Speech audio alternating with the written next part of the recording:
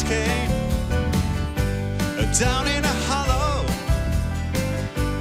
playing a new game. En we hadden zoiets 2 jaar geleden al van, nou, hè, we kunnen best wel eens een paar keer samenspelen. En eigenlijk is dat sinds dit jaar echt serieus.